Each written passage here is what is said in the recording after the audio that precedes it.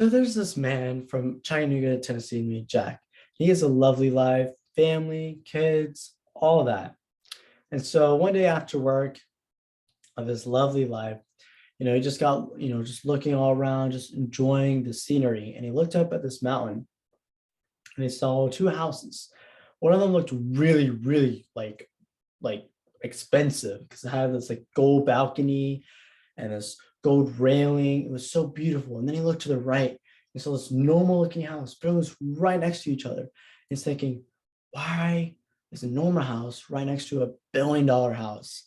And he's just dumbfounded on that because this house was just so luxury looking. Looks like $1 billion billionaire lives there. But here, just a normal individual. Why were they right next to each other?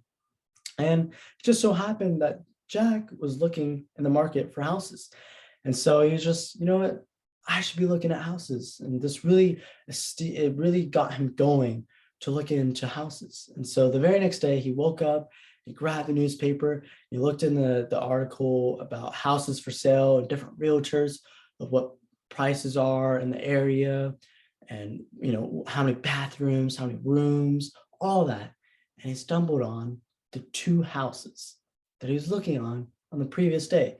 But the thing that really got him was that they were both for the same price, $150,000. And it's like, why? Why is $1 billion house so luxury and it's all its manner versus this normal looking house, just normal? It's not even nothing. It doesn't no balcony, just normal house. And so it really got him going even more to get a house. And he was like, why not? You know what? This is kind of my price range.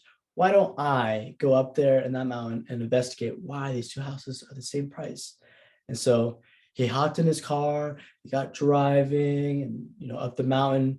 And so he arrived to house A, the really, really nice house. And the first thing he noticed is that, oh, it has a mile long driveway, where you just walk along on this brick road. You see this pond with swans and trees to your sides and just roses lining up just to the front door. I mean, this is a mile long driveway. And he's like, oh, I'm finally at the door. And he's just looking all around. It has gold everywhere surrounding the house.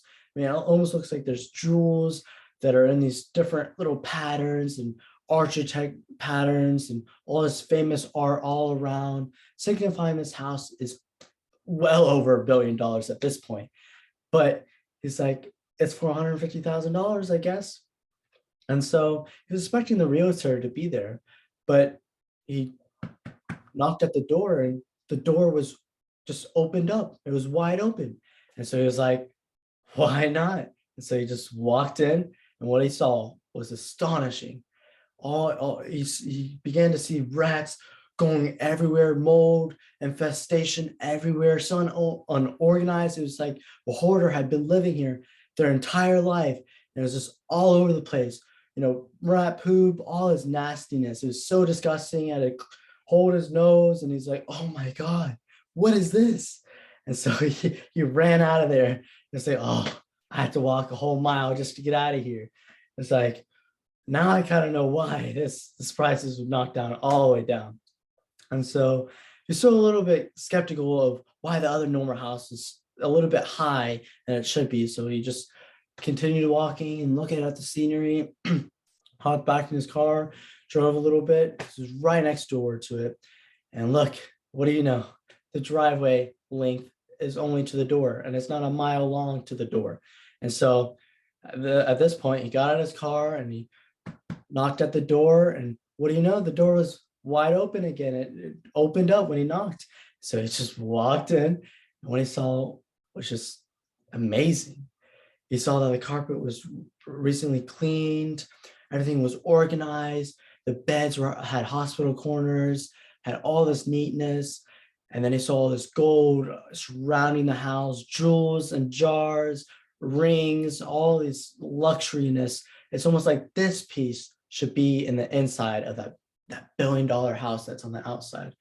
And it's just comparing house B with house A. And it's just, why is B so normal on the outside and just so luxury and inside, and just kept walking and just so amazement of all the jewels, all the luxuriness, all the riches, all the like the necessities of wants in life, basically, all inside a house. And it's like, why? Just why? And so he left the house just wondering why. And he went home. He asked his wife, like, why is this? Why is this? Well, why? It's because we never judge a book by its cover, nor ourselves or others. And we can relate this to relationship opportunities, or even things like buying a house during our everyday life. Now, in relationships, we may go for grand things, people who are rich, people who are popular, and they're all that on the outside. But what's in the heart, what really matters, may not all be all that luxury. It may be moldy, maybe crusty, maybe worn out, maybe disorganized. Same thing with opportunities. We like to go out the biggest opportunities that we can find.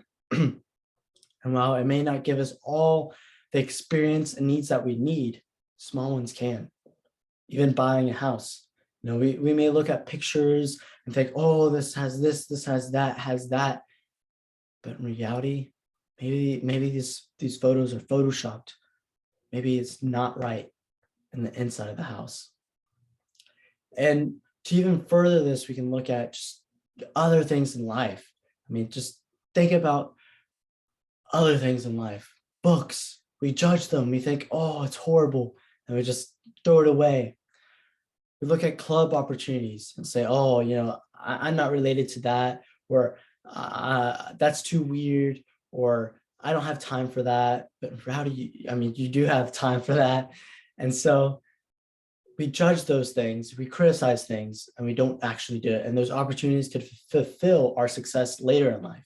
Like by attending that club, you may meet someone that can facilitate you later in life and help you and get you greater opportunities in life. A lot of things go in this world where we just criticize, and not reach down into our own, understand our own differences, and understand that we are all different, but yet we are the same.